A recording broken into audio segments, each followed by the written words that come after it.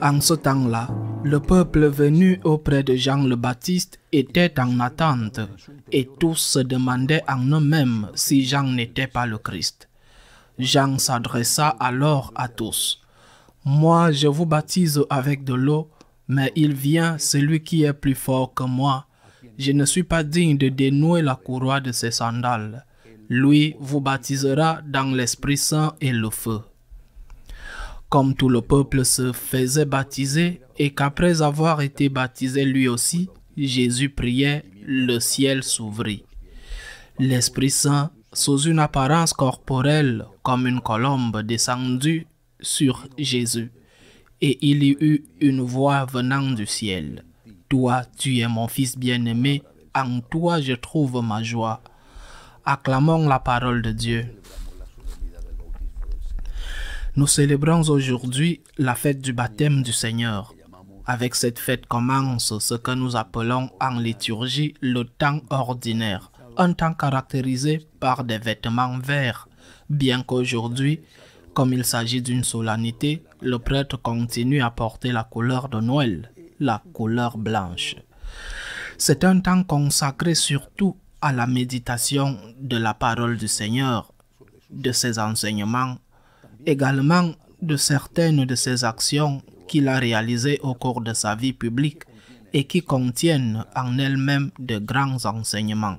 Dans ces mois d'ici jusqu'au début du prochain avec l'interruption du temps de Carême et du temps de Pâques, nous allons par exemple méditer sur les paraboles du Seigneur et sur certains des miracles de notre Seigneur. Le cycle liturgique nous présente ces grands temps, nativité où nous réfléchissons et contemplons la naissance de Jésus, le carême où nous nous préparons à rendre grâce à Dieu pour sa mort et sa résurrection, Pâques où nous méditons et rendons également grâce pour la résurrection du Christ et ce temps ordinaire. C'est un temps très important. Peut-être que le fait que ce ne soit pas un temps spécial fait que certains le considèrent comme un temps secondaire. Mais j'insiste, c'est le temps que nous allons consacrer à méditer et à pratiquer les enseignements de Jésus, la doctrine contenue dans ses discours, la doctrine contenue aussi dans ses miracles, dans son comportement. Mais aujourd'hui, la fête du baptême nous parle du baptême, bien sûr, le baptême de Jésus et notre baptême. Je crois que dans la plupart des endroits, certainement dans certains pays, peut-être en Afrique, ce n'est pas le cas, mais dans la plupart des endroits, il y a eu une diminution parfois très rapide du nombre de baptêmes. De plus en plus, de parents ne font pas baptiser leurs enfants, peut-être parce que les mariages à l'église ont aussi baissé.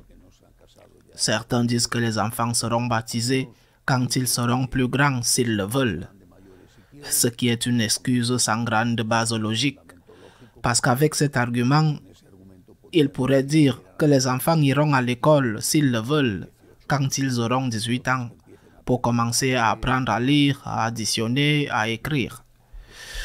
La réalité est qu'il y a de moins en moins de baptêmes. Il est vrai aussi qu'il y a de moins en moins d'enfants, surtout dans les pays occidentaux. Pourquoi cette dévalorisation du baptême? Aussi pour nous, pourquoi cette dévalorisation s'est-elle produite? Pourquoi n'est-il plus important aujourd'hui de baptiser un enfant comme cela l'était il y a encore relativement peu d'années? Peut-être parce qu'un concept erroné s'est répandu, qui consiste à penser que tout le monde sera sauvé et que par conséquent, il n'y a pas besoin de baptême, pas besoin de foi pour le salut. Le Seigneur n'a pas dit cela. Il a dit clairement, celui qui croit et qui est baptisé sera sauvé. Ce sont les paroles du Christ. En ce temps ordinaire, j'insiste, nous allons méditer les paroles du Seigneur. Parmi elles, celle-ci, celui qui croit et qui est baptisé sera sauvé. Bien sûr, la foi est nécessaire. Croire et être baptisé, le baptême est aussi nécessaire. Cette généralisation que tout le monde est sauvé n'est pas vrai. C'est une erreur. Celui qui meurt dans la grâce de Dieu sera sauvé. Bien sûr, il faut laisser à Dieu, dans sa miséricorde divine et infinie, le soin de juger et de sauver ceux qu'il estime le mériter. Si une personne n'a pas entendu parler de Jésus-Christ, si une personne n'a jamais eu l'occasion de se convertir ou d'être baptisée, cette personne n'est pas en faute.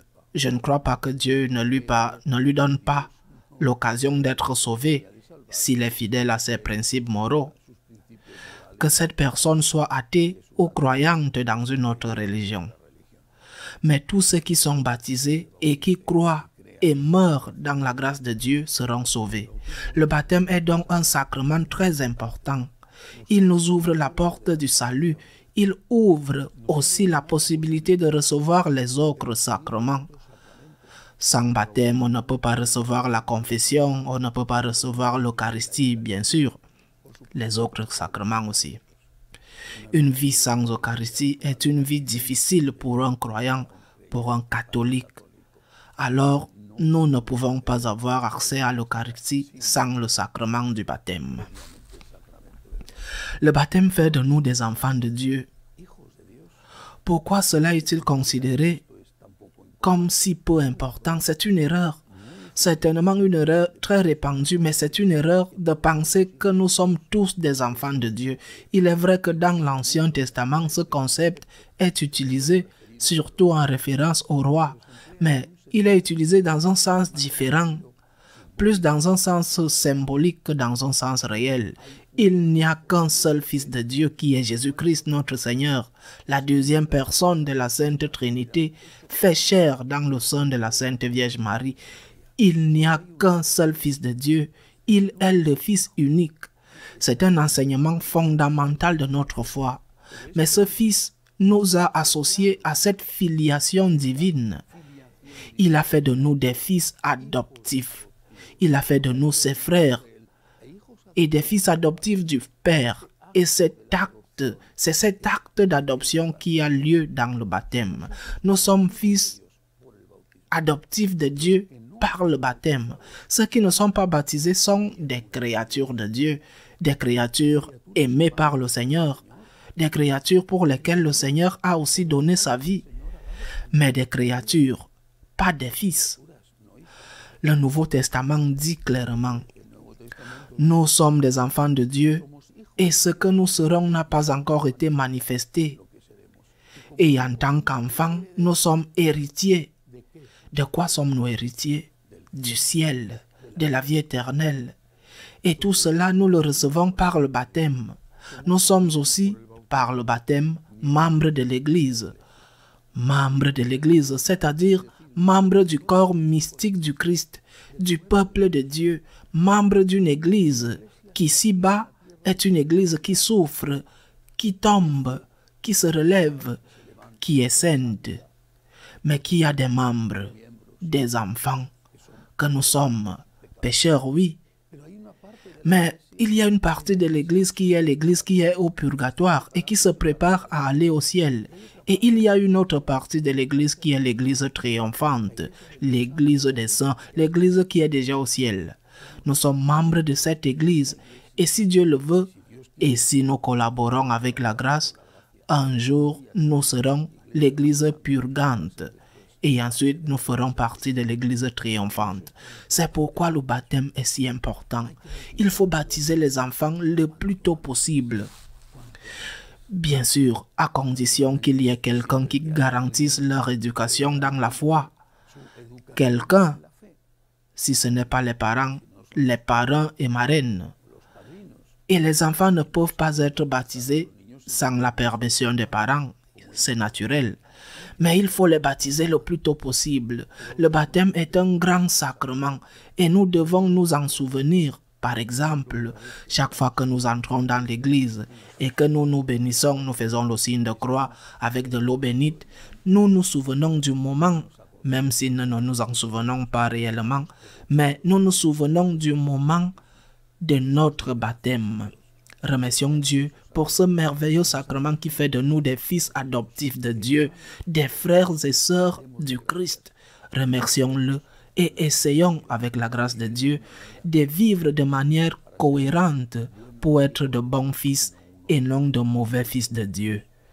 Ainsi